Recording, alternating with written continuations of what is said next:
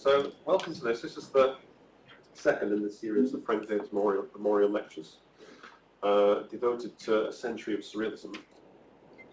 And I'm Henri Alleg, one of the lecturers at the Institute, and I organised the 5 lectures. So last time, some of you might have been here actually, on the 15th of October, Krzysztof Wieślakowski spoke about the long history of the Czech surrealist group. It's several periods of clandestinity and the importance of photography to the group, and that was on 15th of October, the exact anniversary of the Manifesto of Surrealism. This week we're welcoming Fabrice Flagutez, who will be speaking on the politics and materials of Matta, the Chilean artist from the 1960s to the 1980s. So Fabrice is professor at the University Jean Monnet in Saint-Étienne and co-director of the ECLLA Research Lab and a member of the Academic Institute of France. He's a writer and a curator, and was on the advisory committee for Surrealism Beyond Borders, which some of you have attended in New York at Met in 2021 and at Tate Modern in 2022, and was the co-editor for the two volumes, Networking Surrealism in the United States and Le Surrealisme et l'Argent of 2019 and 2021. He's the author of the catalogue Matta, Morphology of Desire for the exhibition at the Kunstforum in Vienna, which took place across February and June 2024, and was the co-organizer of ISSS in Paris in this year, which just ended a few days ago, right? Which is the annual Congress of Surrealism Studies. And Fabrice told me that there were 277 papers at this conference. It was the biggest academic conference of surrealism ever. He was organizing this at the same time he was writing this lecture for us. So the last few years have been very busy for Fabrice, but especially the last few weeks. Now, I've known Fabrice's work since, it's very modest, Fabrice, and he didn't want this book mentioning for some reason in his biography, but Nouveau Monde et Nouveau Mythe of 2007, I think is one of the most important books on surrealism in the last 20-something years. It tracks the history of the French surrealist group from 1941 in the American years back to Paris across up to 1965. I learned so much from it when I was working on comics and science fiction and other things. And I've always been very grateful for Fabrice for the publication of that book. And that's where we met and helped me to understand the art and activities of the movement across those last years. So the format for these is a 45 to 50-minute lecture, followed by about 20-25 minutes of questions. And then we'll have drinks in the Research Forum seminar room, which I misdirected everybody to last week. I pointed in that direction. It's actually in that direction. So apologies for that. But you're all welcome to join us for drinks afterwards. But before that, anyway, please welcome to the court hall, Fabrice.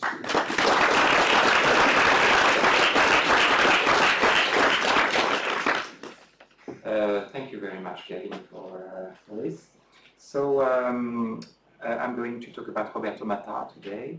And I have to say that there is a huge exhibition in Venice right now, curated by Donades, who is in this room also. And so this exhibition will be till next February.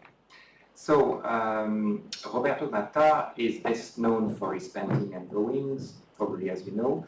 But my question was why Matta gradually moved towards the materials and why Matta gradually politicized the materials. A very convincing example of injecting politics into the works, into the materials. So my general aim will be to highlight the crucial role of Matta, who after 1945 tried hard to reassess North-South relations from both a decolonial and post-colonial perspective. His involvement with the Cuban communities, his support for Castro, his protest against the Rosenberg Trial, and his engagement alongside Henri Alleg during the Algerian War significantly redefined the geopolitical dynamics of art.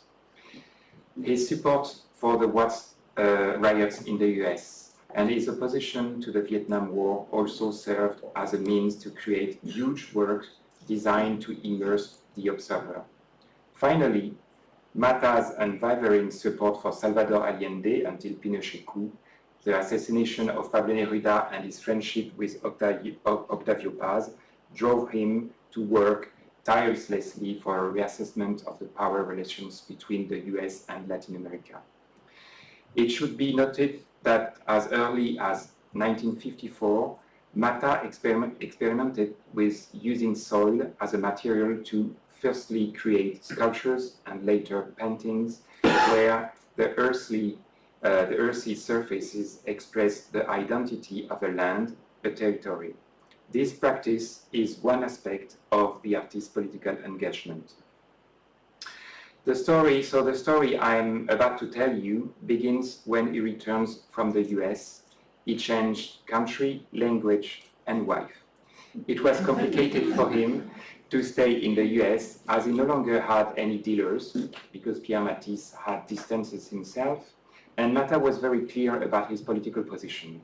In the midst of McCarthyism, making a painting like Roses are beautiful, Les Roses sont belles, here, was not going to allow him to return so easily to US. The painting refers to the trio of the Rosenberg couple, because Les Roses sont belles means Les Rosenberg. They were accused of collaboration with the Stalinist regime. This painting shows the man in the center with his hand in handcuffs and police everywhere as standing figures. In June 1954, Asger Jorn met his friend Karel Appel, Roberto Matta, and Sergio D'Angelo in Rome during an exhibition of his works organized by Enrico Bai at the Galleria Asterisco. It was there that Asger Jorn proposed the idea of a gathering focused on ceramic production in Albisola and asked the artist to help him organize the event. So this is the poster of the exhibition. During a brief but intense period from 1954 to 1959, Albisola became a center of internationalism and a hub for several avant-garde artist movements. At that time, Albisola in Italy was a flourishing center for avant-garde art, design, and ceramic activity. One of the most significant events that took place in Albisola during this period was the International Ceramics Meeting in 1954, organized by Asger Jorn, Enrico Bai, and Sergio D'Angelo at the Giuseppe Mazzotti factory. The main goal was to bring together like-minded artists, critics, and theorists to create experimental ceramic art. The first meeting of the MIBI was the International Ceramics was the International Ceramics meeting in Albisola in 1954. MIBI was, it's not very known right now, but it was the international movement for an Imaginist Bauhaus, and it was a small European avant-garde artistic tendency that arose out of the breakup of Cobra and was initiated by contact with former Cobra members, Asger Jorn and Enrico Bai, and of course of the nuclear art movement. So Albisola was a very big hub for doing new projects among those artists. As you can see here in this slide, Matta is here in the center, and he tried to do this piece of terracotta. He was invited by Asger Jorn to participate in 1953, and Matta created a series of sculptures, plates, and ceramic reliefs that following years at the Mazzotti factory. The two main centers of ceramic production was at Mazzotti factory, as I said, but also at San Giorgio factory, another one very close to the first one. There, one could encounter artists like Matta, of course, but Asger Jorn, Lucio Fontana, Wilfredo Lam, Piero Manzoni, as well as movements such as Cobra, nuclear art, and the Situationist International, among Debord and others. Here we see some of the artists present in Albisola. So Edouard Jagger and Simon Jagger, as known as Anne et Twin, founders of International Phase Group, Asger Jorn, Yves Dental, Malik Matta, the new wife of Roberto Matta, Corneille, Fabry, and Tullio. So Here is some example of what they did during this year. So terracotta was an attractive material for artists of this period for several reasons. It was inexpensive, it was accessible, expressive, and symbolic of the earth and nature. Terracotta is also easier to work with, simple to shape, allowing artists to use their fingers and basic tools, and more flexible approach to the materials compared to the materials like bronze or steel. Small details that would be impractical to carve in stone, for example, such as hair or fur, can be sculpted only with just the fingers. So in Albizola, Matta experimented with several types of ceramic forms that can be divided into 4 categories: totems, sculptures, plates, and reliefs. His totems and small sculptures were created by firing pieces in stage, then assembling the entire work. As seen in several of his pieces, Matta's ceramics could be dismantled to form separate parts. In particular, the way the pieces fit together suggests something erotic or even traumatic. The material seems not inert but alive. It's a bit shocking to see that when the sculpture is dismantled, it seems to bleed, as if the body had been cruelly dismembered or cut off. At the same time, there is a certain dark humor in all this. Roberto Matta designed his sculptures from diagrams and drawings. We must say that this first meeting at Albizola was truly a transition to volume for Matta. It should not be forgotten that Matta had trained as an architect, and from the end of the 30s onward, he developed a concept of painting that never ceased to express n-dimensional universe.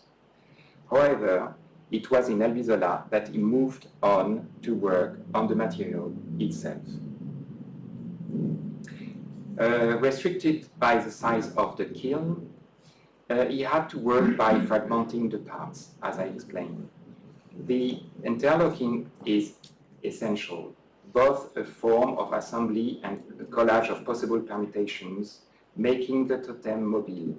The terracotta creaks as it turns, like that. It's like a body. As Matta liked to say, the work is an act, not a thing. He wrote this to Alain Jouffroy shortly before, in September 52. He said, "One must give voice to the material." And in fact, he invented the neologism subject. Subject means it's a construction between subject and object. It means a political subject and a social object altogether. So the individual as a political subject. However, working with clay is of undeniable interest, since Matta found in the material itself a means of expression that opened up soon after a collaboration with Edouard Glissant around all the questions of uprooting and exile associated with decolonial issues. The 10th Milan Triennale took place from August 28 to November 15, 1954, officially ending with the International Ceramic Meeting. The goal of the 10th Triennale was to explore how modern decorative art, industrial design, and architecture could address the needs of post-war prefabrication. After the International Ceramic Meeting, Algerian wanted to leave a legacy for artists and saw an opportunity to promote the MIBI, as I explained, within the framework of industrial design. With the help of Tullio and Lucio Fontana, Algerian organized an exhibition of a selection of ceramics produced in Albizola for the 10th Triennale. And you can see here 2 shots of the piece which were exhibited in the Triennale. I should say that in July 57, the MIBI fused with the Letters movement and the London Psychogeographical Association to form the International Situationist International. The fragility of terracotta and the constraint of exposure and transport prompt Matta to think about a different use for the material. Matta literally incorporated the earth and soil into his plastic vocabulary. At this stage, he has clearly understood that the material carries meaning and doesn't give up on the idea of making it speak.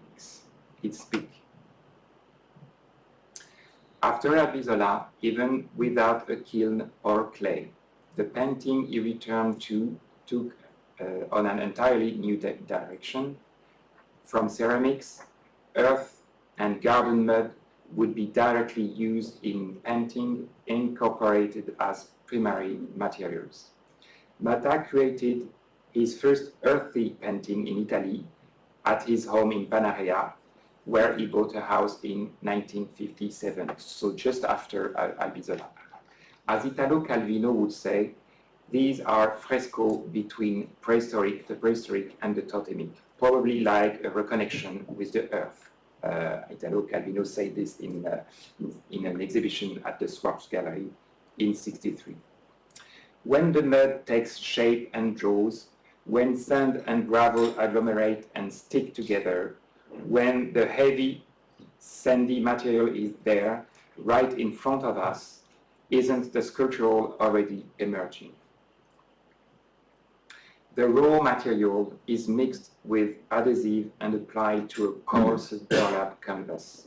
The soil are red or dark, dusty or powdery, charred black, dirty or fertile. They are always connected to the place from which they were taken, to the land of the ancestors, to the soil of the living. In Cuba, for example, the earth is thrown onto the burlap from coarse, low-quality sacks. The soil became his vocabulary. Matta's first encounters with Edouard Glissant gave him the idea or confirmation of the revolutionary potential of reconnecting with the land. So here is the cover of Les Lettres Nouvelles, and it's the first edition of this journal with both Matta and Glissant together in the same number. Between 1963 and 1971, Matta traveled to Cuba and Chile to participate in initiatives in line with the social, political, and cultural processes that were taking place after the 1959 Cuban Revolution and during Chile's democratic road to socialism. Matta's work from this period are part of an art historical narrative that intersects surrealism and a political vision of Latin America. Matta used here soil, sand to embody painting in a historical space and time. And Matta used to say all the time, of course, my house is not in space, my house is in time, because painting for him should be a revolutionary process instead of an aesthetic object. So here I took a picture from directly on the surface of the painting. So this work, for example, opens up a collaboration with Edouard Glissant on issues of uprooting and exile, as I said, associated with decolonial challenges. For Glissant, for example, the land one stands on makes one irreversibly subject to an overdetermination. Taking the example of Martinique, it's a territory that is neither Africa nor Europe. It is a happy gulag, if the word of Edouard Glissant. The soil of Cuba is not the soil of Martinique, nor that of Chile or even Italy. The earth carries within its magical, profoundly political charge. In Cuba, the earth is thrown onto burlap from coarse, low-quality sacks. As I said, it is the plantation soil that becomes the plastic element. The canvas is the coarsest and dirtiest, the least noble. It is both the support for the painting and the material of labor, the force of work, of agricultural exploitation. It holds the memory of the plantations and of the slaves. The canvas itself bears the scars of enslavement. It should not be forgotten that Matta was close also to Aimé Césaire, the poet Aimé Césaire, and later to Glissant. And he was, of course, a supporter of many, many different fights, like Algerian cause. He was a friend of Castro at that time, and later Allende, as I said, and always against American imperialism. That's why for him it was important to include soil and earth into his proposition, to say that probably we have to reconnect to the land. So it was in this political context of the Cold War that Matta developed his thoughts on materials. In the 70s, Matta met his new wife and moved to Tarquinia in Etruscan lands, so not so far from Rome. He doesn't give up working with earth material and organizes himself to create a kind of community with local craftsmen. The name of his community was Etruscu Ludens. This is a reference to Homo Ludens, a book originally published in 1938 by Huizenga. And in this book, it discusses the importance of the play element of culture and society, published, and it was published in French in 1951. So it was very important. This book was very important for Matta, and of course, the community he created in Tarquinia was named Etruscu Ludens. So from 1971 to 1980s, around 80s, Matta met Italian personalities in Tarquinia with whom they got together to work on terracotta and objects. In his mind was the idea of working together, of exchanging intelligence. Tarquinia has led him to the conviction that it was on ceramics that he should concentrate to create a workshop. In fact, the meeting sketched out what was soon to become the Etruscu Ludens workshop, which was a social idea even before it was cultural. After his workshop in Tarquinia, Matta had a kiln brought directly to his home to pursue other paths. With this own kiln, he conceived the elaboration of totemic sculpture.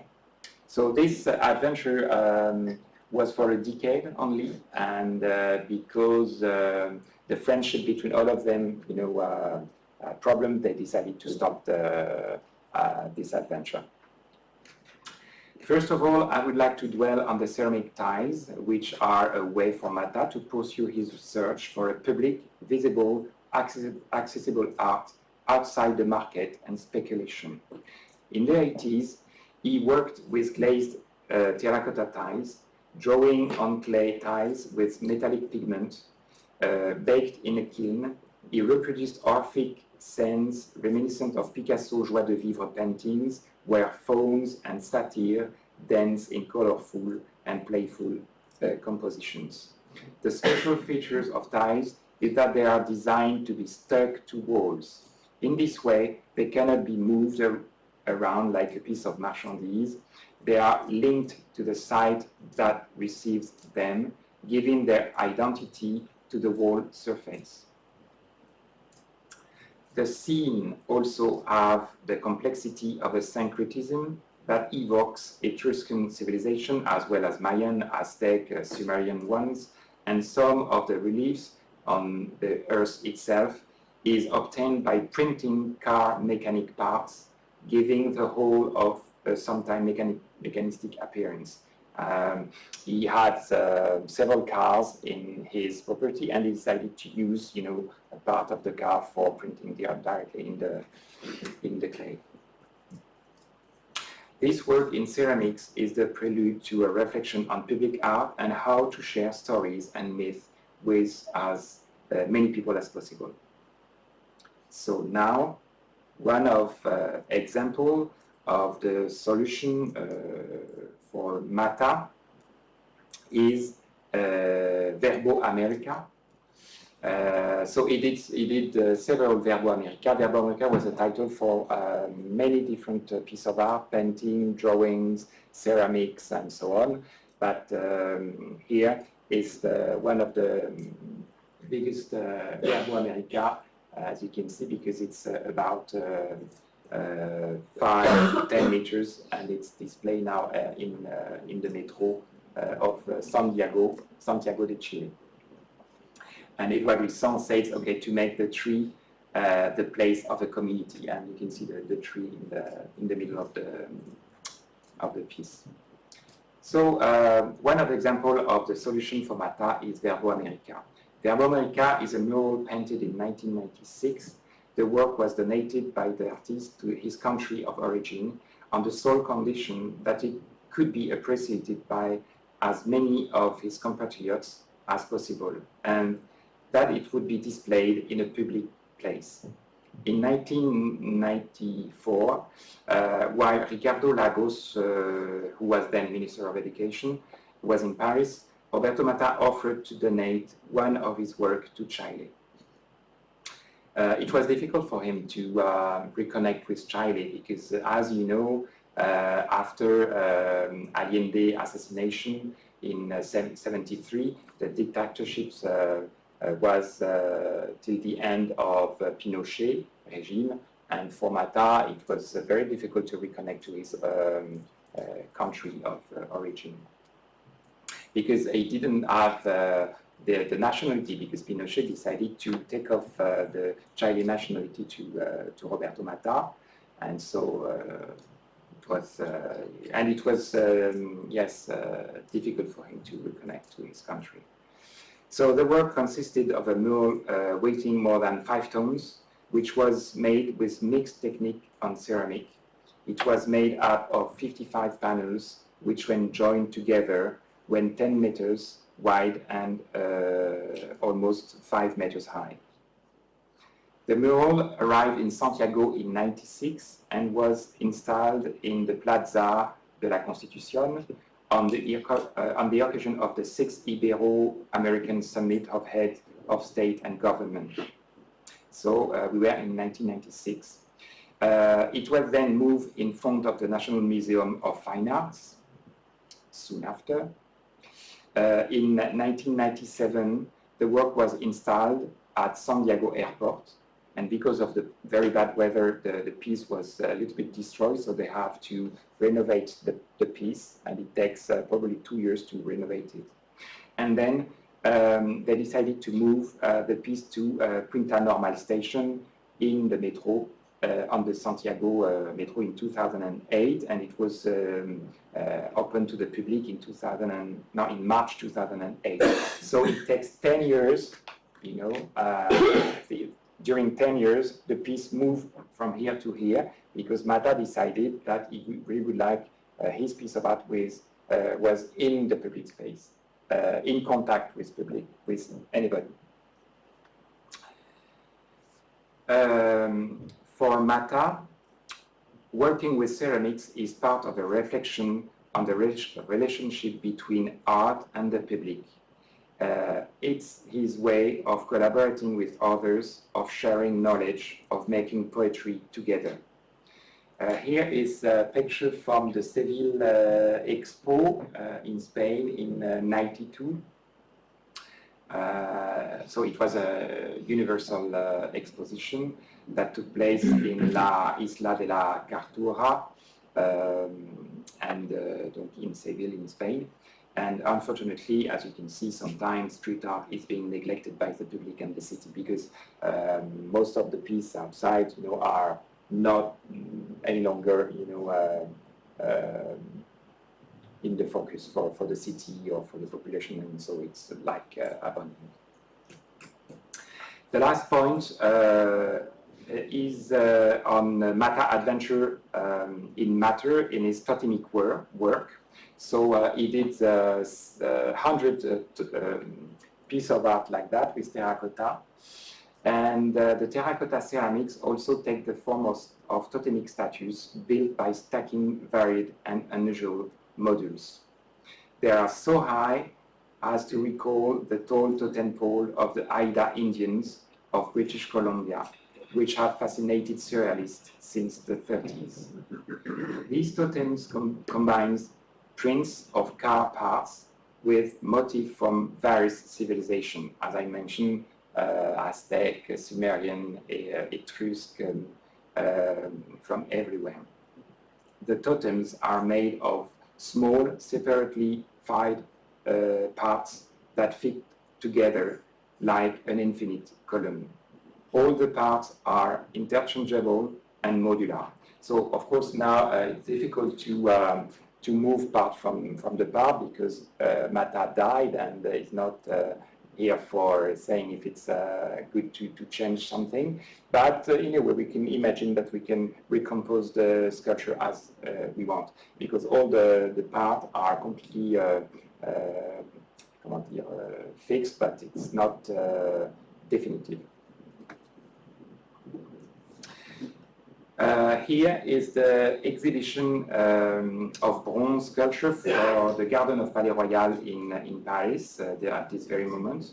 And as you can see, the terracottas were later made in bronze. So now we can see everywhere at auction and in the market and in collection and in museum, many different bronze. But we have to think that most of them were created for being in terracotta for the first time, and after that the market decided to produce bronze sculptures, so as those one, and you have many different sculptures. So it's in the front of his house in Paris, and this is a display of several different sculptures made by Matta. But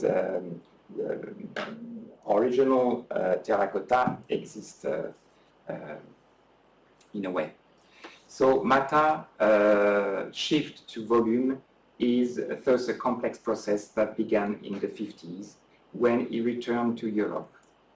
It is both the transposition of the anthropomorphic figures from his painting of 1945-1947 and more broadly a reflection on the role of the artist in society. How can one share a plastic experience with others through play, and how can the identity of a territory be integrated into his artistic concerns? How is the land we come from so essential to our own becoming?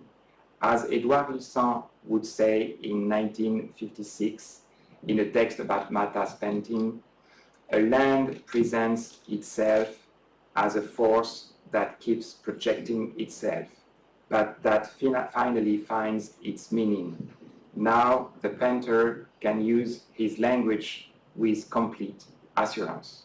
So for Matta and Edouard Glissant, it was a priority to work with this kind of material for produce things out of an aesthetic category, but just for having, the chance to work with the population, or to produce piece of art with the land itself. Thank you.